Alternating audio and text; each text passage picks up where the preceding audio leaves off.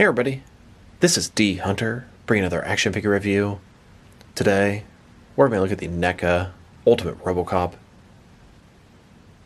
I believe this is the first figure with the actual likeness of Peter Weller, the actor for Robocop. In the past, Neca released different Robocop figures, but they could only have the helmet on, as they didn't have the official likeness rights to show the actor's face. But that has changed now. There's a couple new versions of Robocop coming out. I found this figure at Target. They're having a NECA event right now, and I was pleasantly surprised to see all the newest NECA figures on display there. So let's check out the packaging. As you can see at the top, part man, part machine, all cop. Robocop. Ultimate Robocop. Here's on the front, getting out of the squad car. One side of the package, we have the unmasked Peter Weller face. Robocop. Other side, same thing, but the masked face. At the bottom, got a bunch of credits, and there is a barcode, in case that helps anybody. And on the back side, here he is. Mask on, mask off, firing his gun. This does include the spring-loaded holster. Part man, part machine, all cop, the future of law enforcement. This is one of NECA's ultimate figures. Window box packaging, you can hear the Velcro as I open it. On the inside flap, got Robocop, and then here's the figure. Looks like a couple guns, unmasked head, and a blast effect. So with no further ado, let's open him up. Alright, now that we got this figure out of the package, here he is with all his accessories laid out. He comes with the alternate unmasked Peter Weller head, and that's going to be the biggest draw for this figure. He also has the Auto 9 pistol and a blast effect. He's got the Cobra assault cannon, and then he has the alternate hand with the spike or computer interaction device. But before we take a look at those, let's talk about and check out the actual figure. So this is Robocop from the first film, and frankly, the only good Robocop film. This features a likeness of Peter Weller. It's about time NECA finally acquired that. There's another version of Robocop that comes with a chair. I don't know when that'll be out. I'm looking forward to that one too. Now that they're doing the Peter Weller likeness, I really hope they give us a police version of him. I would buy the hell out of that figure. That, and his partner Ann Lewis. So let's take a look. I believe it to be pretty much the exact same mold as the previous version, and I have the original Robocop, so we will compare them. Head has a pretty good range of motion. The way it moves, it really simulates Robocop's movement from the film. I don't know if it's coincidence or just sheer genius. Now the coloring is a little weird. It has sort of a pink or purple tint to it. Do not really recall that in the film, but I could be wrong. The details are spot on. The little sort of spikes below the breastplates here. The sort of rubbery looking torso area. It looks fantastic. It all moves very clunky and bulky. It doesn't look like they added any articulation from the original release. And you know what makes sense? He had a very distinct way of moving in the films. He's got that Cyclops eye, the sort of rubber around the chin. The mouth looks good. Going further down, single jointed elbow, single jointed knee. He's got what appears to be sort of functioning hydraulics in the back there. And do be careful, that's definitely something that broke on my original Robocop figure. This guy has a spring-loaded holster, I guess, on the side. Bam, opens up. I didn't want to break it, so I made sure to read the instructions. It says only push the front part in to close it. I have a feeling that's not going to last long, but we'll see. He's got a removable hand here for the spike. Overall, the figure looks great, and I'm happy they're revisiting the Robocop film. I would love to get a Clarence Bodiger or a regular Robocop figure pre-accident, the police version. Don't expect anything like that, but you can always hope. And just a closer look at his face and head sculpt. Looks very robotic, no pun intended, and the likeness is spot on, although it's not that hard to get. The chin, the helmet, it all just screams Robocop. One annoying thing about my figure, he's got some serious paint chipping on his neck there. It is very noticeable. And then, here's the figure broken down as far as he can go. with all of his removable parts detached. Now let's take a look at his accessories, and let's start off with his hands. Now let's take a look at his hands. He has one standard hand and one with the spike. Here he is with his two regular hands. His right hand is a trigger finger for his pistol. And here he is with his alternate spiked hand. It doesn't really make a lot of sense to interact with a computer via a large spike, but in the weird world of Robocop, it makes some kind of sense. This is also how he killed Clarence Bodiger at the end of the film. Now let's look at his heads. One has the helmet on, and one has it off, with the official likeness of Peter Weller. Here he is with his first head. This is the standard Robocop head that we're all familiar with. And here's his unmasked head. It looks pretty good. Something's just a little off with the eyes, but it does scream Peter Weller, or maybe just Unmasked Robocop. But I definitely know what it's supposed to be. He's got some little bullshit hanging off his chin here, a little sculpting defect. I am considering exchanging him for another Robocop at the store. They had at least a couple more. I hate doing stuff like that, but this unmasked head should be perfect. One thing I do like about it, he's got that bullet hole on the top right of his head, right where Clarence shot him. See that shit on his chin? Yuck. Eyes look a little wonky, a little weird. He's got the robotics all around his head. That is very well done. Now let's look at his pistol. I believe it's an Auto 9 pistol. Sort of a semi-automatic pistol.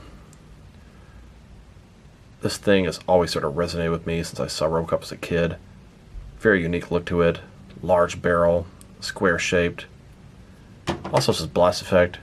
Thing looks more or less like a butt plug. Seems way too big for the pistol.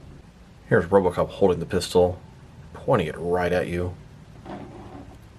Dead or alive, punk. You're coming with me. And here it is with the blast effect attached. It seems way too large for the pistol, although I definitely remember the film. Every time he would fire that thing, it would have a pretty large blast effect. Now let's go ahead and holster the pistol. Kind of a pain in the ass to get in there just right.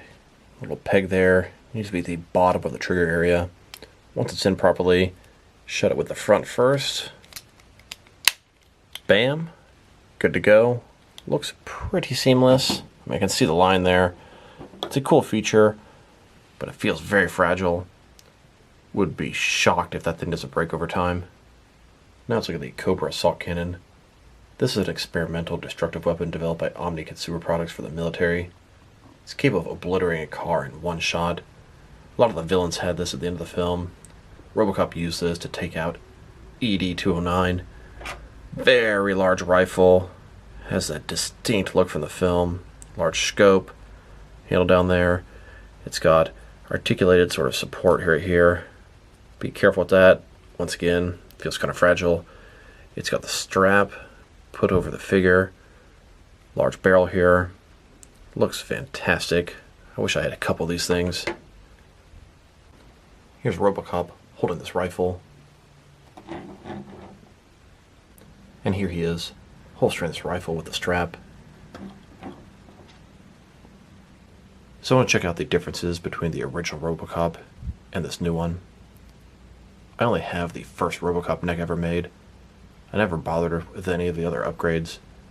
Spring-loaded one, Robocop 2 version, a little more blue, etc. And I'll tell you, it is the exact same figure. Paint job's a little bit shinier. The new one has a little bit of sort of pink or purple splattered in there. Beyond that, I would say it's a straight-up re-release of the spring-load version. Here's Neca, getting plenty of use out of that sculpt. I'm sure it's going to be the same one on the chair as well. Now that we've taken a pretty good look at both the figure and his accessories, now let's check out his height. From bottom to the top of his head, he's standing right at 7 inches tall, which can translate to about 18 centimeters. Now let's check out his articulation. Starting with his head here, of course, you're going to rotate from side to side. You can look up and down about that far. Ball joint can rotate around pretty nicely. Shoulders also in a ball joint. You can only go out the tiniest little bit there. Up, down, around. Pretty limited on the articulation. Really the whole figure is. For the movie, he was very bulky and did not move that well.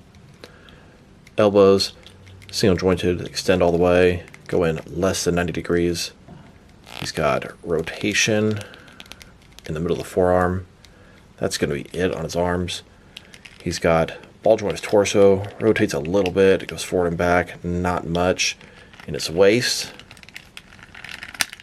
rotates around, and simple rotation there. Legs, they only go in and out this much. Forward about that far, and they kind of go outward as they go forward. Back as far as you want. Single jointed knees, 90-degree bend. Then his ankles here, forward and back, and they have that sort of fake working hydraulics. Like I said, limited articulation, but it works for Robocop. And honestly, as limited as the articulation is, I think he could do more in the actual film. A little disappointing.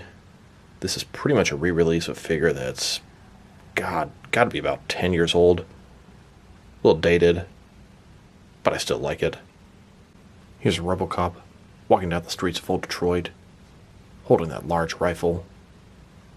Here's Robocop with a couple of ED-209 robots. Robocop is the future of law enforcement. Ed-209 is the failed future of law enforcement. He turns around, pointing his rifle at the first Ed-209. He fires, destroying the top half, leaving only the legs walking around. He now points his rifle toward the second robot, and we all know how that's going to end. Now let's check him out next to some other action figures, starting off with some other Neca Robocop figures. Here's this new Ultimate Robocop on the left, next to the original Neca version on the right. Exact same figure, just a better paint job on this new one. This one also has a spring load feature, whereas my original one doesn't. Here's Robocop next to Ed-209. I got this figure many, many years ago, but they did have a re-release pretty recently. And I do have two of these Ed-209 figures. You may ask, why do you have two of them?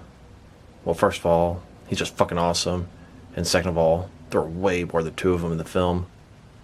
My entire Robocop collection consists of two Robocop figures and two Ed-209 figures. I didn't bother getting any other different Robocop variants. I plan to get the one with the chair, and I really hope they give us Robocop and Ann Lewis in their standard police outfits, and Clarence Boddicker would just be awesome. But let's be realistic here. Neca's not going to make any of those guys. There might be a small chance for Alex Murphy. They do have the likeness already, but he definitely isn't going to sell nearly as well as Robocop himself. So the actual definition of a cyborg is going to be a human enhanced with robot parts. Robocop used to be Alex Murphy, and when he was quote-unquote killed, the majority of his parts were replaced by robotics, thus making him a cyborg. Let's check out Robocop with some other cyborg figures. Here he is with the obvious cyborg from DC Comics. Here's Robocop next to some cyberpunk figures. These guys are all humans that are enhanced with robot pieces, cyborgs. Then here's Robocop next to a NECA 1984 Alien vs. Predator arcade game Dutch. See the giant robot arm? That technically makes him a cyborg too. Here he is next to Cable. Cable is not only a cyborg, but he's a cyborg mutant. If I had a Darth Vader figure, he would be another easy cyborg figure to have. Here he is next to a couple of T-800 figures. These are also from NECA. Couple more 80s sci-fi type robots. Here are a couple of T-800 figures with human flesh on the outside.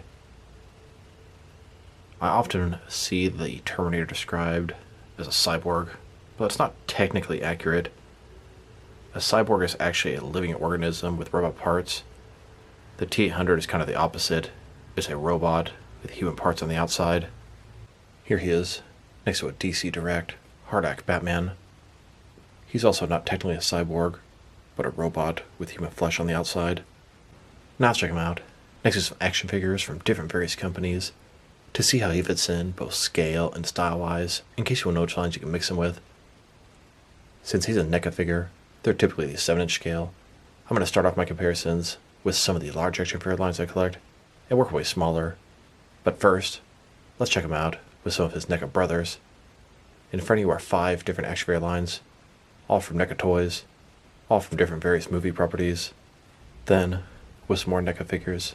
These are from both the comics and video games. And now, next to some Jack-specific wrestling figures. And here he is, next to some DST or Diamond Select toys. Then, next to some McFarlane toys. And here he is, next to some DC Direct and DC Collectibles figures. Then, with some Mattel wrestling figures.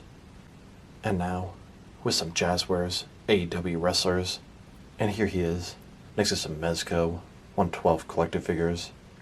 Then, with some Mattel DC Universe Classics and Multiverse figures. And here he is, with some Mafex figures. Then, with some Hasbro Marvel Legends. And here he is, next to some SH Figure Arts action figures. And finally, next to some Jazzwares Fortnite figures. So overall, it's a very nice figure. Sculpt is fantastic. Paint job is excellent. Articulation is quite limited. Accessories are awesome. If I were to rate this figure, I want to give him a 6 out of 10. Maybe it's kind of on the low side, but it's just too much of the same. I don't think the unmasked face and the rifle are worth paying the $32 for. If I go back in time, yes, I still would have bought this figure, because I'm just kind of fucked up like that. But if you have the original Robocop, it just doesn't seem worth it. Yes, there are some noticeable upgrades, and the fact that I didn't have the spring-loaded version makes it a little bit more appealing. So all in all, I'm happy to have this guy. The likeness is pretty good, but I would have got that head with the chair version anyway. So it's kind of like, eh. So this is D Hunter. Thank you guys for watching this video. If you liked the video, press like below. If you have anything you want to say with the video, add it to the comment section. If you want to see additional action figure reviews from me, press subscribe. I do appreciate when you do that. Once again, this is D Hunter. Thank you guys for watching this video, and I will talk to you guys real soon.